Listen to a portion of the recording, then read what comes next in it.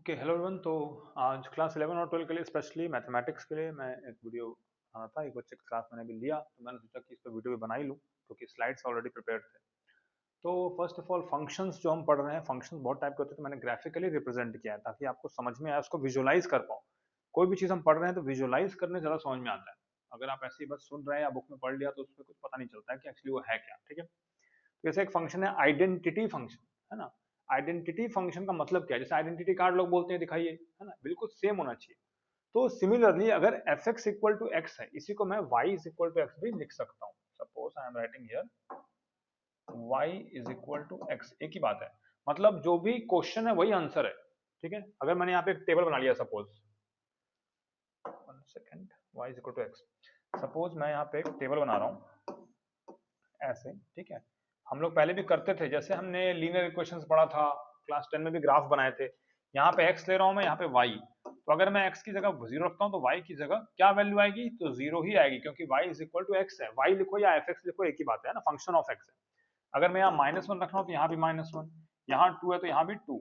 तो इस ग्राफ में हम देखते हैं और समझने की कोशिश करते हैं। जैसे मान लो यहाँ 4 है, तो इस 4 से अगर हम एक स्ट्रेट लाइन बनाएं, है ना, सपोज इस 4 से मैं ऊपर जाता हूँ, ठीक है, ऐसे। ठीक है, तो यहाँ पर भी ये जो 4 है ना, ये तो रफ बनाया मैंने। यहाँ पर भी जो ये 4 है, सपोज ये 4 यहाँ आना चाहिए था एक्चुअली, तो ये 4 जो है यहाँ से जाके यहाँ मैच होना चाहिए, ऐसे पॉइंट बनना चाहिए यहाँ पे, मतलब है ना? यहाँ पर पॉइंट बनना चाहिए। जैसे मैं अगर यहाँ ग्राफ बनाता हूँ अलग से, यहाँ 4 है तो यहाँ पे 4 ही आना चाहिए, ये जो पॉइंट्स मैच होंगे, है ना, ऐसे। यहाँ पर 2 है तो यहाँ 2 ही आना चाहिए, ये पॉइंट। तो इस ढंग से ग्राफ बनेगा। ठीक है, 0 पर तो 0 ही आएगा, है ना। तो इस ढंग से ग्राफ बनना चाहिए, है ना। तो मैंने एग्जैक्ट तो नहीं दिखाया इसमें, लेकिन फिर भी आप विजुअलाइज कर सकते हैं कि ग्राफ कैसा होगा। ठीक है, मतलब जो भी आपका आंसर है वो क्वेश्चन के इक्वल टू ही आना चाहिए। ठीक है, तो इनको आप खुद से बना के देखना कि बनता है कि नहीं। ओके, तो ये हो गया आइडेंटिटी। ना कांस्टेंट फंक्शन, कांस्टेंट फंक्शन क्या होता है? मतलब कि कोई भी जो आंसर होगा वो हमारा एक कांस्टेंट होगा। कांस्टेंट में जैसे 2x या 3y ऐसे नहीं लिखेंगे, है ना। अगर हमारा वैल्यू 2 आ रहा है, सपोज 3 आ रहा है, 1/3 आ रहा है, कुछ भी आए, बट कांस्टेंट होना चाहिए, उसकी वैल्यू चेंज नहीं होगी, है ना। जैसे मैंने यहाँ एफ एक्स इक्वल टू सी लिखा है, यहाँ पर कांस्टेंट वैल्यू क्या है? 4, है ना। ये जो पार्ट है ना 4, चाहे मैं x का कोई भी वैल्यू रखूं, जैसे हम लोग टेबल बनाते हैं यहाँ पे, मान लो मैं x की वैल्यू कुछ भी रख दूं तो y की वैल्यू हमेशा सेम ही रहेगी।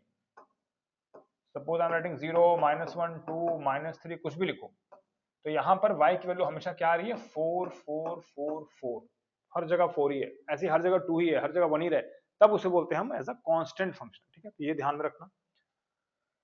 इसके बाद क्या है? मॉडुलस फंक्शन, है ना। मॉडुलस बहुत इंपॉर्टेंट है ना। मॉडुलस फंक्शन किसे कहते हैं? और इसको मैं ऐसे डिनोट करते हैं ना, दो स्ट्रेट लाइंस। ठीक है, मॉडुलस का मतलब है कि जो आंसर आपका आएगा वो हमेशा पॉजिटिव ही होगा।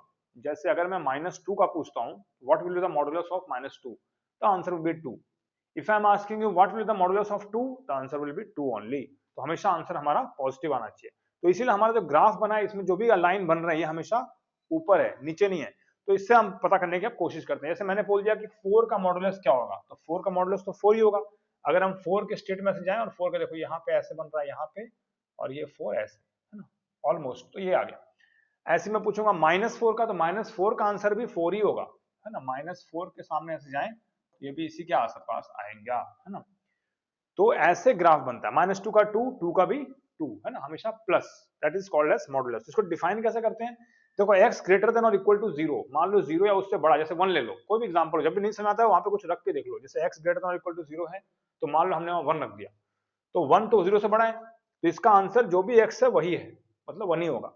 अब दूसरा केस देखते हैं, जैसे x इज लेस देन 0, जैसे मान लो मैंने ले लिया -2, तो -2 अगर लेंगे तो यहाँ पे उसका माइनस लेना पड़ेगा, है ना, -2 का भी माइनस, तब जाके ये हमारा आंसर आएगा। जैसे -2 का अगर मान लो यहाँ -2 लेगा तो माइनस ऑफ -2 लेना पड़ेगा, यानी कि +2, यानी हमारा आंसर प्लस में आएगा। ठीक है, इसमें भी कोई डाउट नहीं होना चाहिए। ये हो गया मॉडुलस। नाउ इसके बाद क्या है? देन कम सिग्नम फंक्शन, है ना। सिग्नम फंक्शन में देखो, मैंने जो वैल्यू लिखा है वहां पर हमेशा 1 ही है, constant. A type of constant function, लेकिन थोड़ा डिफरेंट है। यहाँ पर देखो, नेगेटिव में गए तो -1 हो गया, पॉजिटिव में गए तो 1 हो गया। 0 पर मैंने ऐसे जो बनाए सर्कुलर गोले व्हाइट कलर के, मतलब ये इंक्लूडेड नहीं है। मतलब 0 पे अगर देखा जाए तो इसकी वैल्यू क्या हो रही है, देखो, 0 फॉर x इक्वल टू 0, मतलब 0 पे इसकी वैल्यू 0 ही रहेगी। एक तरह से हम इसको और कैसे बना सकते हैं, एक मैं दिखाता हूं।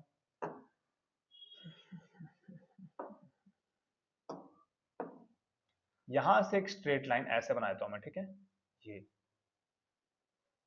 0 पर 0 होनी चाहिए, ठीक है, तो ऐसे भी आप बना सकते हो, उसके बाद 1 रहेगा, ठीक है। तो ये हो गया सिग्नम फंक्शन, इसको हम लिखते हैं मॉडुलस x बाई एक्स। ऊपर भी x है, नीचे भी x है, बस ऊपर मॉडुलस है, ये याद रखना, ठीक है। मतलब इसके लिए नेगेटिव हो सकता है, मान लो मैं -1 लेता हूं, यहां -1 रखने तो क्या हो जाएगा 1, और नीचे -1, तो क्या आ गया, इसका आंसर आ गया -1, ठीक है, तो ये ध्यान रखना। Okay, then comes fx equal to x square. ये मैंने क्यों दिया है, मतलब आपका fx कुछ भी दे सकते हैं, एक्स स्क्वायर है कि 1/x है कि x क्यूब है, उसका ग्राफ बनाना आना चाहिए, है ना। कैसे बनाओगे, जैसे वही एक्स वाई वाला फॉर्मूला बताया मैंने डब्बा बना के, जैसे यहाँ पे एक डब्बा अगर बनाते हैं हम लोग ऐसे, है ना, मान लो यहाँ पर x लेते हैं और ये fx है, तो fx मतलब क्या है, एक्स स्क्वायर। 0 लेंगे तो 0 का स्क्वायर 0 ही होता है, 1 लेंगे तो 1 का स्क्वायर 1 ही होता है, -1 लेंगे तो उसका आंसर भी 1 ही होता है ना। इस पे हमारा जब भी आंसर आएगा, क्योंकि वो स्क्वायर है तो हमेशा प्लस क्वांटिटी ही होगी, है ना। तो अगर हम 2 का लें चाहे 4 का, तो जैसे 2 का लेंगे तो 4 का स्क्वायर 16, ऐसे वेरी करेगा, ठीक है। ना -2 लेंगे तो 2 का 4 था तो -2 का भी 4 ही रहेगा, है ना। तो इस तरफ दिखा रहे हैं तो इधर भी पॉजिटिव ही जा रहा है, इधर कभी नहीं आएगा, है ना। तो कितनी बार ग्राफ भी दिखाते हैं और बोलते हैं कि किस टाइप का फंक्शन है ये बताओ, है ना। तो हम लोग खुद से प्लॉटिंग करना आना चाहिए, रटना नहीं है उसको किस टाइप का, रटने से कुछ नहीं होगा, ठीक है। तो this is a function of fx equal to x square, ठीक है, या स्क्वायर फंक्शन भी इसको बोल सकते हैं। अगर कोई बोलते किस टाइप का फंक्शन है तो it is a square function, ठीक है।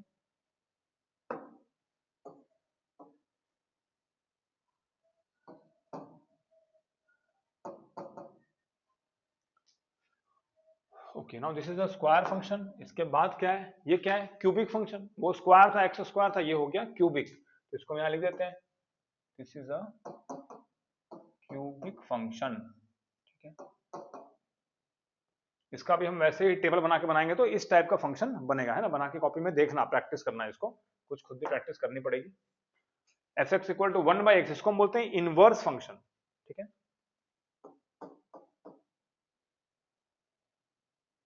इनवर्स फंक्शन 1/x, ठीक है। इसका ग्राफ ऐसे बनेगा, जैसे 1 है तो 1/1, 2 है तो 1/2, यहाँ पे 2 ले लो, है ना, मान लो 2 है तो 1/2 मतलब 0.5, मतलब 0.5 के आसपास इसकी वैल्यू यहाँ पे आएगी, ठीक है। 3 लेंगे तो 1/3, तो इस ढंग से निकाल सकते हैं। इसके बाद आता है ग्रेटेस्ट इंटीजर फंक्शन, है ना। ये बहुत कंफ्यूजिंग लगता है लोगों को, है ना। ग्रेटेस्ट इंटीजर फंक्शन मतलब क्या है, तो इसमें खाली ये याद रखो कि इसमें इंटीजर लेना है हमें, है ना। जैसे 1 इंटीजर है बट 1.2 इंटीजर नहीं है ना। तो इसको कैसे लेना है, जैसे कि मैंने एक एग्जांपल देके दिखाया, इस कहानी को पढ़ने से अच्छा पहले एक एग्जांपल देख लो, ठीक है। अगर आपको दिया है x की वैल्यू निकालिए, अगर x का रेंज क्या है, तो -1 से या तो बड़ा या इसको इक्वल है और 0 से छोटा है, ठीक है। x की वैल्यू जो हमें लेनी है 0 से छोटा है, मतलब छोटा है तो लेफ्ट जाना पड़ेगा, और -1 के बराबर या उसके इक्वल टू है, यहां से यहां तक, है ना। तो इस केस में अगर हम देखें तो इसकी वैल्यू क्या आएगी, -1, क्यों, क्योंकि यही इंटीजर एक है इसमें। इंटीजर मतलब क्या, 1, 1.2, तो इसमें जब हम यहां से यहां तक पहुंचे, है ना, इधर से यहां तक आए, तो -1 ही है जो इंटीजर है, बाकी सब तो इंटीजर नहीं है, ठीक है। तो ये ध्यान रखना है, ठीक है। तो ऐसे ही अगर x हमारा 0 से बड़ा है या उसके इक्वल है और लेस देन 1, मतलब 1 तक नहीं पहुंच पाया, अगर 1 तक नहीं पहुंच पाया तो 0 ही रह गया, 0 के बाद सीधे 1 ही आता है, 1 तक पहुंचा ही नहीं तो 0। इसमें बहुत कंफ्यूज होते हैं लोग, इसलिए बता रहा हूं। अगर हम पॉजिटिव लेते हैं 1 से बड़ा या उसके इक्वल और 2 से छोटा है, 2 छोटा तो मैं 1 तक ही पहुंच पाया, तो 1 है ग्रेटेस्ट इंटीजर फंक्शन। x अगर 2 से बड़ा या उसके इक्वल और लेस देन 3 है, मतलब 3 तक नहीं पहुंच पाया, अगर 3 तक नहीं पहुंच पाया है तो ऑब्वियसली उसका आंसर 2 ही रह जाएगा। This is called as greatest integer function, ठीक है। इसको हम कैसे डिनोट करते हैं, देखो 2 तक नहीं पहुंच पाया इसलिए यहाँ पे मैंने सर्कल करके छोड़ दिया, मतलब उसके अंदर वो इंक्लूडेड नहीं है, ठीक है। यहाँ पे मैंने सर्कुलर दिया है ऐसे ही, ठीक है। तो इसी को मैंने यहाँ रिप्रेजेंट किया है, ऐसे ही प्रैक्टिस तुम भी करना, ठीक है। Okay, now comes trigonometric functions, है ना, अगला चैप्टर। ट्रिग्नोमेट्रिक फंक्शंस क्या होता है, ठीक है। तो कुछ तो हमने पहले पढ़ा है 10th में, है ना। नाउ ये 11 12 लेवल का हो गया। तो इसमें एक तो सबसे इंपॉर्टेंट चीज क्या है, डिग्री एंड रेडियन। तो डिग्री एंड रेडियन का फॉर्मूला से अच्छा है पहले याद करो कि डिग्री और रेडियन में रिलेशन क्या है। तो 360 डिग्री इक्वल टू होता है 2 पाई रेडियन, ठीक है। ये मैंने इसलिए ऊपर लिख दिया है।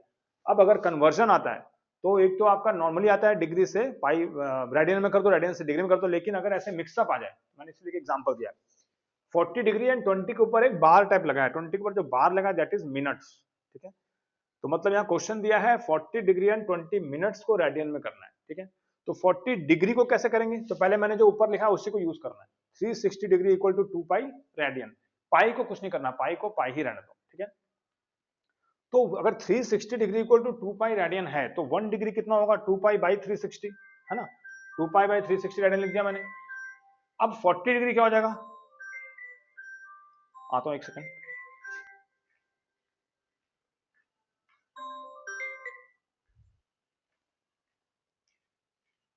हाँ, 1 डिग्री क्या हो गया, तो 360 यहां से यहां आया तो 2 पाई बाई 360 हो गया।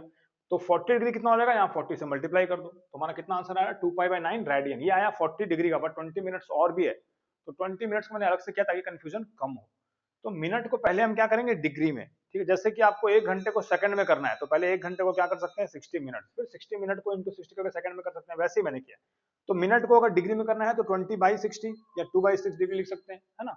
और जैसे यहाँ पे डिग्री को हमने कन्वर्ट किया था रेडियन में by multiplying it by 2 by 360, वैसे यहाँ पे 2 बाई 6 2 पाई बाई 360 मल्टीप्लाई कर दो, यहाँ पे आंसर आ रहा है पाई बाई 540। तो यहाँ आंसर आ गया 2 पाई बाई 9 रेडियन, यहाँ आ गया पाई बाई 540 रेडियन, दोनों को खाली क्या कर देना है, प्लस। और यहाँ देखो मैंने पाई को पाई ही रहने दिया है, तो मैंने आंसर में क्या आ रहा है लास्ट में 121 पाई बाई 540, यहाँ पे खाली 2 पाई बाई 9 और पाई बाई 540 ले लिया, 540 को एलसीएम ले लो ना, यहाँ पर इजीली कैलकुलेट कर सकते हैं। तो 121 पाई बाई 540 रेडियन आ गया, ठीक है। तो इसमें कुछ करना नहीं है, मेरे ख्याल से बहुत आसान है, और जितना प्रैक्टिस करोगे उतना ही ज्यादा इजी लगने लगेगा, ठीक है। Okay, now comes L equal to r into theta. देखो मैंने फिगर बनाया हुआ, जैसे एक सर्कल है, ठीक है। इसमें ये L क्या है, length of the arc subtending an angle of theta and the circle is of radius r, है ना। सर्कल क्या है, रेडियस r का। तो क्या फॉर्मूला है, हम लोग को रिलेशन याद करके रखना है हमेशा, इसके बिना कुछ नहीं होगा। L that is length of arc is equal to radius of the circle into angle subtended by the arc of length L that is theta. तो इसमें देखो अब क्वेश्चंस कैसे आ सकते हैं, मैंने एक एग्जांपल दिया है, एग्जांपल तो बहुत सारे हैं, तो मैं शॉर्ट फॉर्म में एक-एक कर दे रहा हूं, बाद में अगर चाहिए तो और एग्जांपल आराम से करेंगे। Find the radius of a circle in which a central angle of 60 degrees. देखो डिग्री ऐसे दिया तो याद रखना कि डिग्री को हमें पहले रेडियन में कन्वर्ट करना पड़ेगा, तभी जाके कोई भी फॉर्मूला लगेगा। अगर L को आर थीटा लगाना है तो पहले रेडियन में होना चाहिए, डिग्री नहीं है तो उसको करना पड़ेगा। तो हमें यहाँ क्या दिया है, find the radius of a circle, radius निकालना है, मतलब r equal to L by theta हो जाएगा, ठीक है। which intercepts an arc of length, ये arc है, r नहीं, arc of length 37.4 सेंटीमीटर, तो L दिया है 37.4 सेंटीमीटर, ठीक है। तो पहले मैंने लिख लिया 60 डिग्री को रेडियन में कर दिया, फिर r equal to L by theta है, L दिया हुआ है 37.4, थीटा क्या है, तो पाई बाई 3 मैंने कन्वर्ट किया है, 60 डिग्री को क्या करेंगे 2 पाई बाई 360 से मल्टीप्लाई, तो ये पाई बाई 3 आ गया, यहाँ लिख दिए, यहाँ पे ऊपर में 3 और नीचे पाई 22/7 के फॉर्म में करके कन्वर्ट करके खुद ही से कर सकते हो। ये आंसर 35.7 सेंटीमीटर आना चाहिए, नहीं आ रहा है तो बहुत बार मल्टीप्लाई और डिवाइड की प्रैक्टिस करो।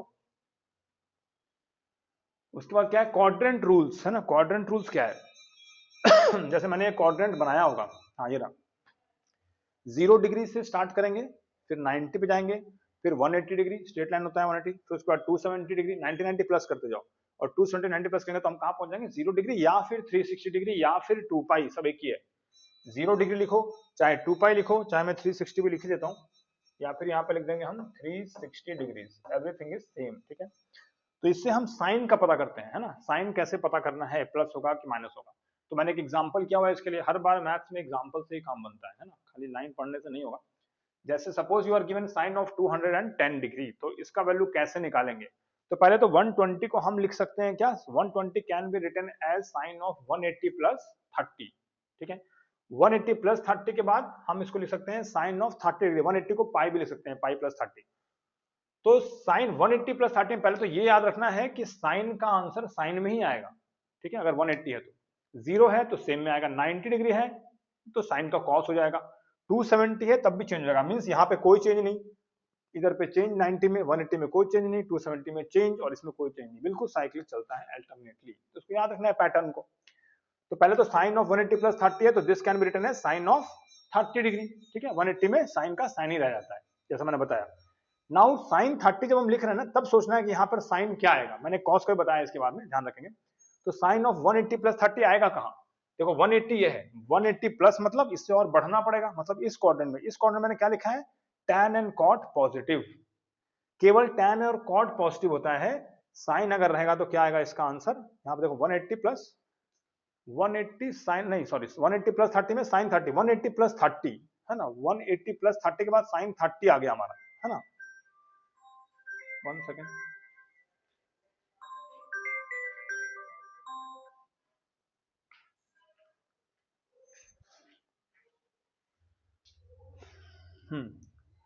साइन ऑफ 200 लिखा है 180 प्लस 30 डिग्री, तो 180 यहाँ पे आ गया प्लस 30 यानी यहाँ हम चले गए, है ना, तो यहाँ पर साइन हमारा नेगेटिव होना चाहिए, ठीक है। 180 प्लस 30, तो यहाँ पर साइन हमारा यहाँ पे क्या लगाएंगे माइनस, वो मैंने गलत किया हुआ है, ठीक है। अगर माइनस यहाँ पर लगाएंगे तो हमारा आंसर माइनस में आएगा, मींस माइनस हाफ, ठीक है, क्योंकि 180 प्लस है मतलब यहाँ पर मेरा साइन अगर होता तो पॉजिटिव लगता, बट यहाँ पे साइन नहीं है ना, तो मतलब कि वो tan एंड कॉट ही केवल पॉजिटिव होता है, ठीक है, तो इसमें नेगेटिव लगेगा। इसी तरह से cos ऑफ 210 अगर लिखेंगे तो cos में क्या हो जाएगा, 210 में यहाँ पे cos 30 है, 180 प्लस 30, 180 प्लस 30 यहाँ पर cos, तो यहाँ भी cos नहीं तो ये भी माइनस में आएगा, तो ये मैंने सही किया है, बट साइन भी हमारा माइनस में आना चाहिए था, है ना। 1 सेकेंड,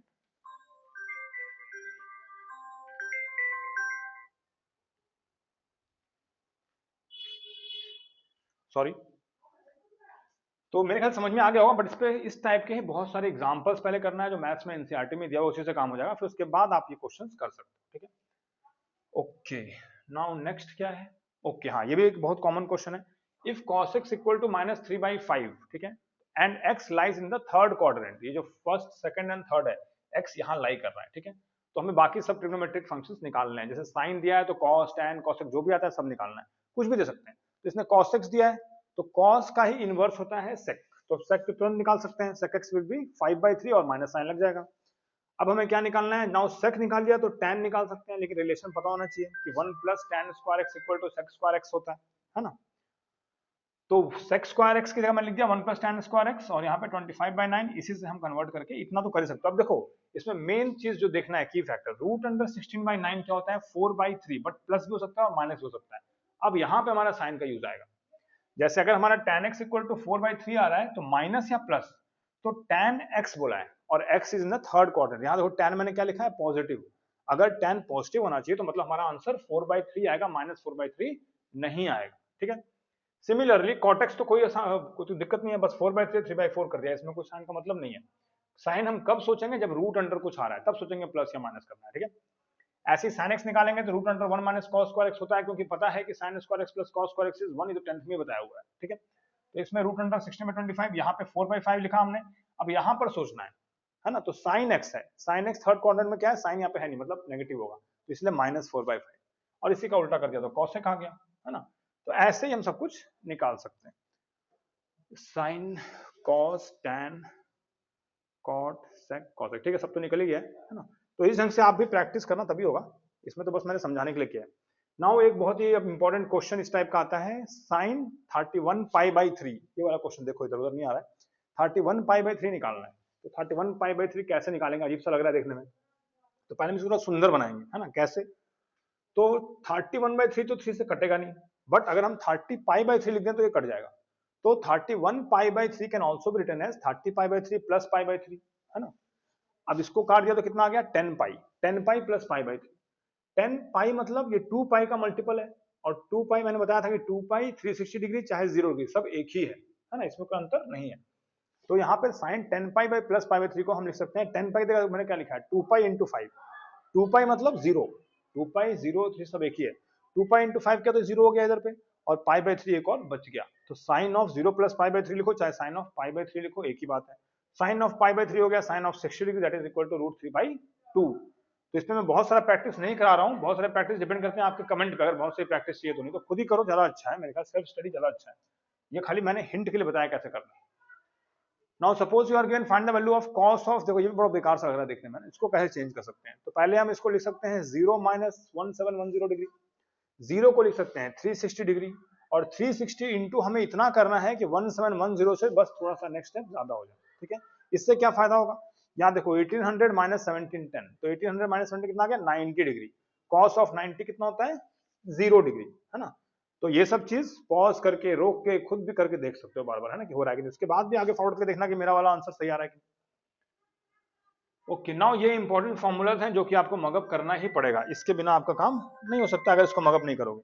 ठीक है, जैसे मैंने बता ही दिया है, L R theta, radian, degree measure कैसे करना है, ये सारे आपने पहले पढ़ा है। हाँ, जैसे ये है cos of 2n pi plus x. ठीक है, तो 2n पाई मीन्स 2 पाई का मल्टीपल, तो 2 पाई का मल्टीपल जब भी है तो वहां सीधे जीरो मान लो, मतलब वहां कुछ है ही नहीं, तो कॉस ऑफ एक्स लिख सकते हैं सीधा।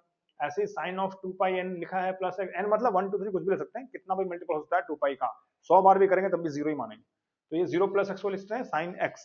ठीक है, ऐसे ही क्या है कॉस ऑफ माइनस एक्स, अब इसको कैसे सोचना है, cos of minus x, cos x कैसे आया, एक बच्चे ने पूछा था इसलिए यहाँ राउंड किया हुआ, उसी बच्चे ने राउंड किया, तो मैं इसको बता देता हूँ एक बार। एक हमने ऐसे कोऑर्डिनेट बना दिया, ठीक है, यहाँ जीरो बताया ही था, पाई बाई टू लिखो चाहे 90 डिग्री लिखो एक ही बात है, पाई लिखो चाहे 180 डिग्री लिखो एक ही बात है, 270 डिग्री लिखो या फिर ये हो जाएगा 3 पाई बाई टू। ठीक है, एक ही बात है, यहाँ 360 डिग्री लिख सकते हैं और यहाँ पर 2 पाई लिख सकते हैं। ठीक है, नाउ क्या करना है, cos of minus x mean zero minus x, cos of zero minus x मतलब इधर आएंगे, तो इस वाले कोऑर्डिनेट में अगर देखें तो कॉस क्या होता है, पॉजिटिव होता है, कॉस एंड सेक मैंने लिखा तो रटना पड़ेगा, तो इसलिए कॉस एक्स आ गया। ऐसे ही बाकी सब जहां भी इस टाइप का क्वेश्चन आता है आप देख सकते हो।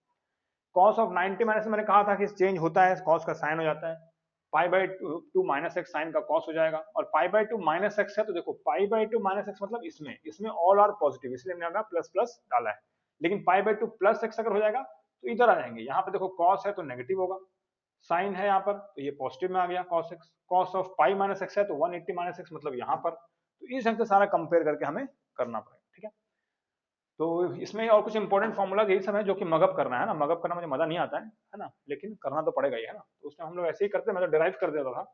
तो ये सारे फॉर्मूलाज कुछ हैं, sine 3x 3 sine x minus 4 sine cube x होता है, इसको आप प्रूफ भी कर सकते हो, लेकिन प्रूफ जरा इसका आता नहीं है आज के जमाने में, है ना, खासकर सीबीएसई में या कोई भी इस टाइप के एग्जाम्स में। ठीक है, एंड देन लास्ट ये भी वही फॉर्मूलाज हैं, cos a plus cos b equal to 2 cos a plus b by 2 into cos a minus b, ये सारे रटने पड़ेंगे आपको, है ना, तो ये सारा आप कर लो, ये सब डेरिवेशन है, आप डिराइव भी कर सकते हो, हम तो प्रैक्टिस कर डिराइव कर लेते थे वही एग्जाम में, लेकिन टाइम फिर कम पड़ जाएगा, है ना, तो इसमें उतना मजा नहीं आएगा, इसमें कुछ समझाने लायक है नहीं, लेकिन जो भी इंपॉर्टेंट है मैंने बता दिया है, और अगर आपको लगता है कि ये सब चीजें बहुत ही यूजफुल हैं, इसको रिकॉर्ड करके अच्छे से रखो, और ऐसे ही कुछ क्लासेस भी करने हैं अलग से तो मुझे बताना, है ना, जहां भी आपको क्लासेस टाइप के रिक्वायरमेंट हो मुझे व्हाट्सअप कर सकते हैं आप, और मेरा नंबर आपको गूगल में मिल जाएगा, मैं यहाँ नहीं बताऊंगा, थोड़ा सा आपको मेहनत करना पड़ेगा, हर चीज बैठे बैठे मिलेगा तो फिर आप आलसी हो जाओगे, है ना, तो वेबसाइट है हरगढ़शिक्षा.com, उसमें जाएंगे आपको सब कुछ मिल जाएगा, है ना। ओके, तो आज के लिए इतना ही, बाय बाय।